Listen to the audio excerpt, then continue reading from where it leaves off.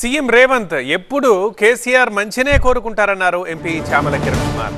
కేసీఆర్ చెడు కోరుకునే అవసరం కేటీఆర్ హరీష్లకే ఉందని విమర్శించారు. కృష్ణా జలాలపై సీఎం ఉత్తమ్ ప్రజలకు వాస్తవాలు వివరించారని, తమ కమిషన్ల బండారం బయటపడిందనే రేవంత్ పై కేటీఆర్ హరీష్లు దుష్ప్రచారం చేస్తున్నారని అంటున్నారు చామల.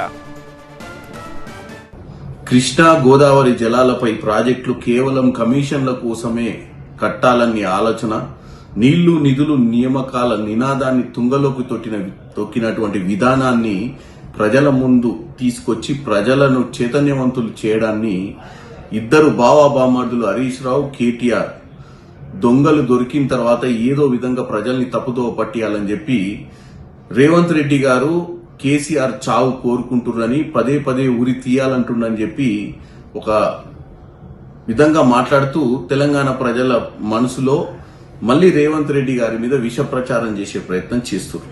పోరాటం చేసి బలిదానాలని వచ్చిన తెలంగాణను 10 సంవత్సరాలు రావణ రాజ్యం చేసిరని, రామరాజ్యం కోసం ప్రజాపాలన కోసం ఈ రోజు రేవంత్ రెడ్డి గారిని అధికారంలోకి తీసుకొచ్చారు. అంటే కేసీఆర్ దౌర్భాగ్య పాలన చేయకపోయింటే రేవంత్ రెడ్డి గారికి అవకాశమే వచ్చేది కాదు, కేసీఆరే ముఖ్యమంత్రి ఉండేవాడు. అంటే కేసీఆర్ వల్లనే రేవంత్ రెడ్డి గారికి ప్రజలు ఈ అవకాశం ఇచ్చిర్రు.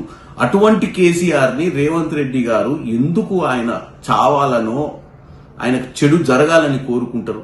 కేసీఆర్ ఒకవేళ అటువంటి పరిస్థితి చనిపోవాలి అని అనుకుంటే వాళ్ళ కుటుంబంలో ఉన్నటువంటి ఇద్దరు కోరుకుంటారు. ఒకరు కేటీఆర్, ఇంకొకరు హరీష్ రావు గారు.